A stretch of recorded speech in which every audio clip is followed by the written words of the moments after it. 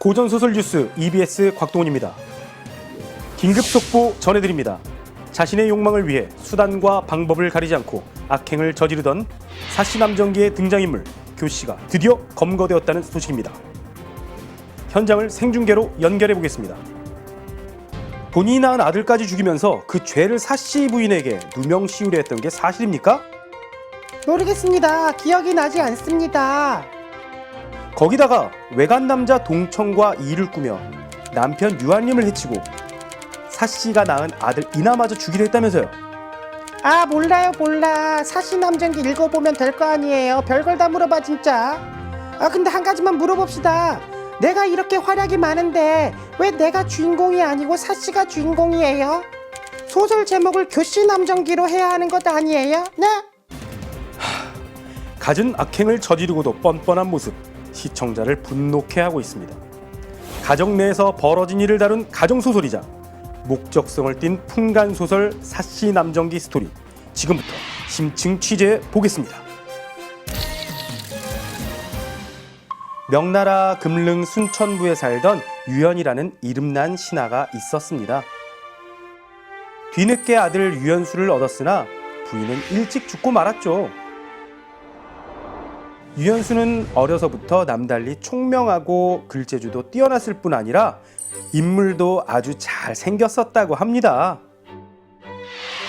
15살 어린 나이에 과거에 급제 한림학사가 된 유연수는 사급사 댁의 자제였던 어질고 정숙한 사정옥과 혼인을 합니다.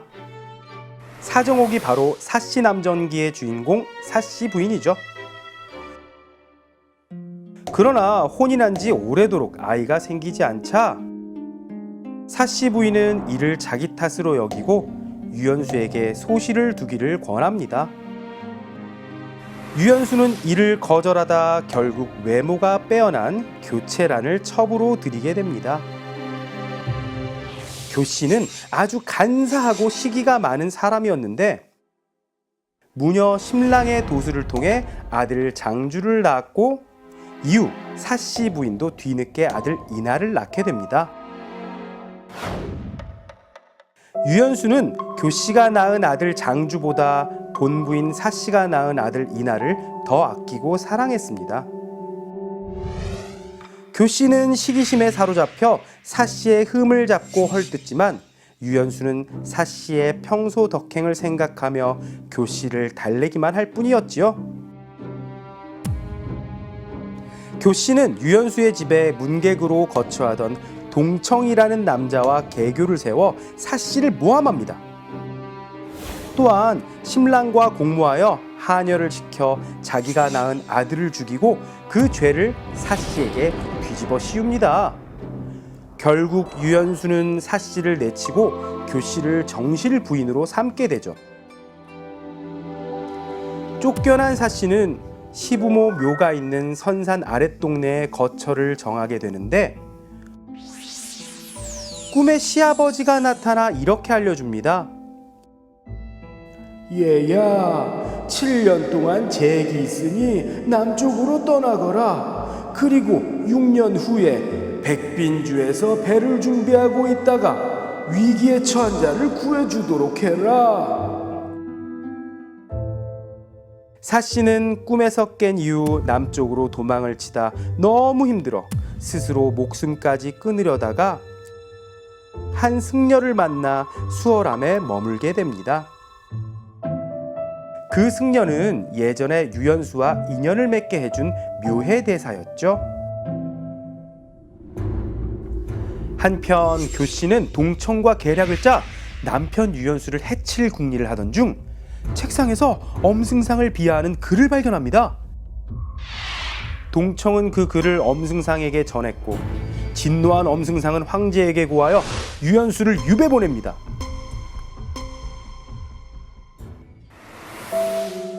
동청은 엄승상의 도움으로 현령으로 출세하고 교씨는 동청과 함께 마을을 떠나게 됩니다. 이때 교씨는 사씨의 시녀였던 설매에게 사씨가 낳은 아들 이나를 물에 던져버리라고 합니다. 하지만 설매는 차마 죽이지 못하고 이나를 수풀 속에 숨겨두게 되죠. 대사면으로 유배에서 풀려난 유연수, 우연히 길에서 설매를 만나 그 사이에 있었던 교씨의 악행을 모두 듣게 됩니다.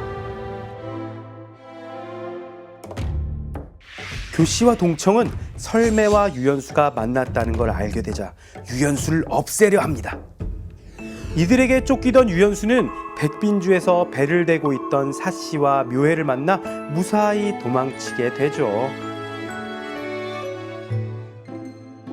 한편 죄상이 드러난 엄승상은 벌을 받고 동청도 함께 죽음을 당하며 교씨 또한 결국엔 기생이 됩니다. 황제는 유연수에게 이부신앙의 벼슬을 주고 유연수는 사씨와 재결합을 하지만 아들 이나의 행적을 알 수 없어 괴로워합니다. 사씨는 대를 잇기 위해 자신을 도와주었던 임낭자를 첩으로 두기를 권하는데요. 임낭자는 버려진 사씨의 아들 이나를 거두어 동생처럼 키우고 있었죠. 이 기막힌 인연으로 유연수와 사씨 부인은 마침내 아들 이나와 재회하게 되고, 이후 유연수는 기생이 된 교씨를 찾아 처형하고 사씨 임씨 부인과 함께 부귀영화를 누리며 살게 됩니다. 네, 지금까지 고전소설 사씨남정기 스토리 만나보셨는데요. 목적성을 띤 풍간소설, 과연 이 소설의 목적은 무엇이었을까요? 저자 서포 김만중은 숙종이 인현왕후를 폐위시키고 장희빈을 맞아들인 일에 대해서 우회적으로 비판하는 뜻을 담아 이 소설을 썼다고 합니다. 10컷으로 알아보는 고전소설, 이 시간 순서 여기서 마칩니다. 여러분 고맙습니다.